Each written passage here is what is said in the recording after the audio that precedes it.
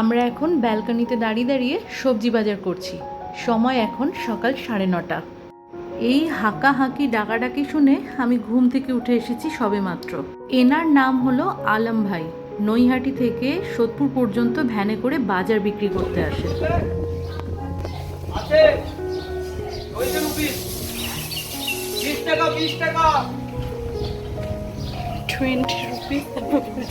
টাকা। আজকে কলমি শাক খেতে ইচ্ছা করেছে, তাই কলমি শাক কেনা হলো আর টুকটাক কিছু সবজিপত্র কেনা হলো। মা এখান থেকে থলি ঝুলিয়ে দেয়, আস্তে আস্তে সবজিগুলো এই আলম ভাই বেঁধে দেয়, মা থলি করে উঠিয়ে নেয় আর টাকাটা ব্যাগে করেই নামিয়ে দেওয়া হয়। Hello everyone, good morning, welcome back to my channel. আশা করি তোমরা সবাই খুব ভালো আছো, আর আমি খুব খুব ভালো আছি। ছুটির মুডে আছি, দারুণভাবে দিনটা কাটাচ্ছি। এমনই আমার দিন কাটছে, আমার আগে আমার মেয়ে ঘুম থেকে উঠে গিয়ে স্নান টান করে খাওয়া দাওয়া করে রেডি হয়ে যাচ্ছে, তারপরে আমি ঘুম থেকে উঠছি। এত সুখ কোনো একটা মেয়ে নিজের বাপের বাড়ি ছাড়া আর কোথাও পাবে বলো তো? সিক্রেটলি বললাম কিন্তু এই কথাটা, মনে মনে চিন্তা করে দেখো ভুল বললাম কি না। যাই হোক, মাম্মাম তো ঘুম থেকে উঠে গিয়ে ফ্রেশ হয়ে রেডি হয়ে স্নান করে খাওয়া দাওয়া করে টিফিন নিয়ে কলেজে বেরিয়ে গেল। আমি তখন ঘুম থেকে উঠলাম, তারপরে এই স্নান টান করে নিয়ে চলে এসেছি ব্যালকনিতে, ওয়াশিং মেশিনটা চালিয়ে দিলাম। সমস্ত ছাড়া জামা কাপড়গুলো এখানে ছিল, মা আমার জন্যই ওয়েট করছিল, কারণ আমি সবার শেষে ঘুম থেকে উঠছি। তারপরে স্নান করে নিয়ে ঠাকুরের এখানে চলে এসেছি। মা তো সকাল সকাল পুজো করে নেয়, আমি ওই স্নানের পরে এসে ঠাকুরের এখানে একটুখানি ঠাকুর প্রণাম করি। ওদিকে আমার মায়ের কিন্তু রান্নাবান্না অর্ধেকের বেশি কমপ্লিট হয়ে গেছে। আমি যে এখন বাড়িতে ভোর ভোর রান্নাবান্না করে নিচ্ছি গরমের ভয়তে, আমার মায়ের কিন্তু আবার সেটা নয়। আমার মা সারাটা বছর সকাল সকাল নিজের কাজকর্ম সারে, রান্নাঘরের কাজটা সবার আগে সারে। কি শীত কি গরম এমন কোনো ব্যাপার নেই, সারা বছর সেম রুটিন। আসলে আমার বাবা এক্সাইড ফ্যাক্টরিতে চাকরি করতেন, সকাল 6টায় উনি ডিউটি যেতেন, তো সেই থেকে মায়ের অভ্যাস সকাল সকাল রান্নাবান্নাগুলো কমপ্লিট করে নেওয়া। আজও সেই একই রুটিনে আমার মা চলছে। আর ঘরে দাঁড়িয়ে যখন মাথা মুছছিলাম, মা তখন গিয়ে আমন্ড বাদাম মুখের মধ্যে দিয়ে এলো। ছাড়ি টাড়ি রেডি করা ছিল। আমি তো এখন কয়েকদিন হলো সবার শেষে ঘুম থেকে উঠছি, উঠে বিছানাপত্র পরিষ্কার করে একেবারে স্নান টান সেরে নিচ্ছি। কালকে মেয়ে কলেজ গেছিল, এই ক্লিপটা কিনে এনেছে। ভালো আছে না? এই ক্লিপটার বউনি আজকে আমিই করলাম, প্রথম আমিই মাথায় দিলাম। এখন দেখো সকাল 10:30 বাজে, আমি স্নান টান করে এসে চুলটুলগুলো আঁচড়ে নিচ্ছি, একটু সিঁদুর পরবো। মার কিন্তু রান্নাবান্না কমপ্লিট হয়ে গেছে।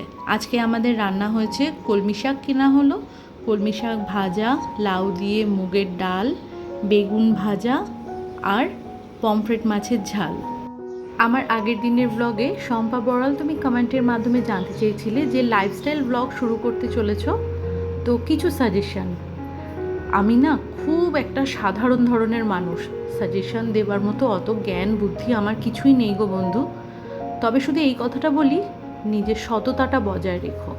তুমি যেমন তেমনভাবেই নিজেকে ফুটিয়ে তোলার চেষ্টা করো, কারণ আমার মনে হয় কি, ওই আর্টিফিশিয়াল জিনিসটা কিন্তু একদিন দুদিনের জন্য ঠিক আছে, সব সময়ের জন্য কিন্তু ওটা মেনটেন করাটা যায় না। যেহেতু বললে লাইফস্টাইল ব্লগ, সে কারণেই বলছি, যেমন তোমার লাইফস্টাইল সেটাই সবার সামনে ফুটিয়ে তোলার চেষ্টা করো। আর্টিফিশিয়াল জিনিস যেন তার মধ্যে না থাকে। বৈশালীনাথ দিদিভাই তুমি লিখেছো যে কতদিন রসবড়া খায়নি, তোমার দিদাভাই রসবড়া বানাতেন। আমার সত্যিই শুনে খুব মায়া লাগলো জানো। এমন এমন কিছু খাবার দাবার আছে যেগুলো মা ঠাকুমা দিদিমা সবার হাতের বানানো খাবারটাই একদম ভীষণ টেস্টি হয়, যেটা আমরা ট্রাই করলেও সেটা পারি না।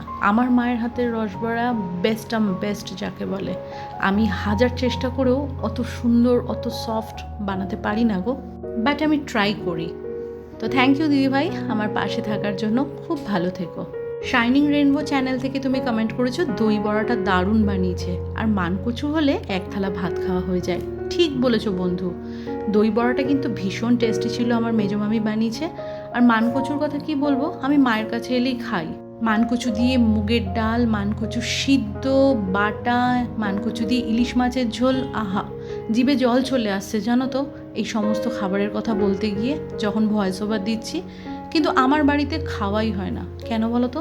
মানকচু জিনিসটা এমন, আমি ওর মধ্যে হাত দিলেই একটা যে ওই সাদা সাদা মতো কষ থাকে, সেটা আমার হাতে লাগলে পরেই হাতের মধ্যে অ্যালার্জি বেরিয়ে যায়। চিচিঙ্গা, মানকচু এরকম ধরনের জিনিস আমাকে কখনো রান্না করতে দেখবে না। আমি ওটা মায়ের কাছে এলেই খাই। অসংখ্য ধন্যবাদ বন্ধু। টুম্পা ঘোষ, তুমি কমেন্টের মাধ্যমে জানিয়েছো এরকম রসবড়া আমার মা বানাতো, এখন আর বানাতে পারে না। তোমার ভিডিওটা ভালো লেগেছে। থ্যাংক ইউ বন্ধু আমার পাশে থাকার জন্য। সত্যি কথা, কিছু কিছু জিনিস যখন সময়টা পেরিয়ে যায় তখন মনটাকে খুব কাঁদায়। তুমি ট্রাই করো, তুমি বানাও, তোমার কাজের মধ্যে দিয়ে তোমার মায়ের যে হাতের পারদর্শিতাটা আছে সেটা ফুটে উঠবে। আমার স্নান টান হয়ে একদম রেডি, চুল টুল আছে, সিঁদুর টিঁদুর একটু পরে নিলাম। জলখাবার খাওয়া, চিড়ে আম দুধ খাওয়া কমপ্লিট, মানে আমাদের সবারই জলখাবার খাওয়া হয়ে গেছে।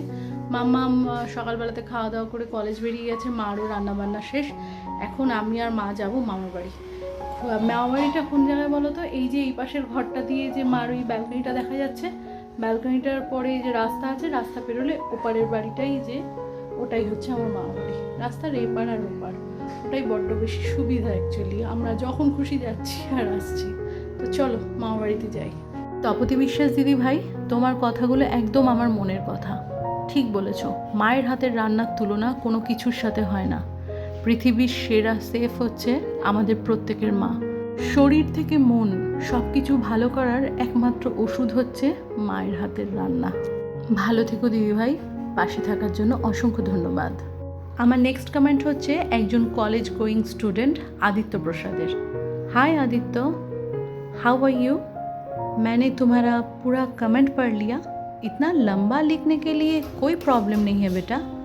तुम जो चाहते हो, जो रिक्वेस्ट किया है चिकन खरीदने का प्रोसेस, वो मैं कभी भी शेयर नहीं कर पाऊँगी क्योंकि बाज़ार से सब कुछ खरीद कर मेरे हस्बैंड ही लाते हैं। पर चिकन का जो रेसिपी के लिए तुमने रिक्वेस्ट किया है वो श्योरली मैं शेयर करूँगी, पर मुझे थोड़ा टाइम देना पड़ेगा। রোজ রোজ পাল্টাই রোজ সকালবেলা লিভার শুধু দুটো খালি ওষুধ দিয়ে আসে। মেজমামি ডাইনিং টেবিলের উপরে এরকমভাবে বাগানের ফুল দিয়ে সুন্দর করে সাজিয়ে রেখেছে।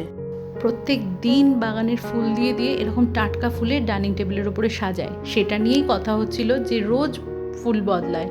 আর মা, মামি, আমি, মামারা সবাই মিলে ওখানে গল্পগুজব হাসাহাসি করছিলাম। যাই হোক, বাড়িতে ফিরে এসে দুপুরবেলার খাওয়া দাওয়া করার পরে মনে হচ্ছে যা, আজকের প্লেটটা তো তোমাদের সাথে শেয়ার করা হয়নি। তখন খাওয়া দাওয়া কমপ্লিট হয়ে গেছে, আর কিছু করার ছিল না। এখন ওই সন্ধ্যে 6টা মতো বাজে।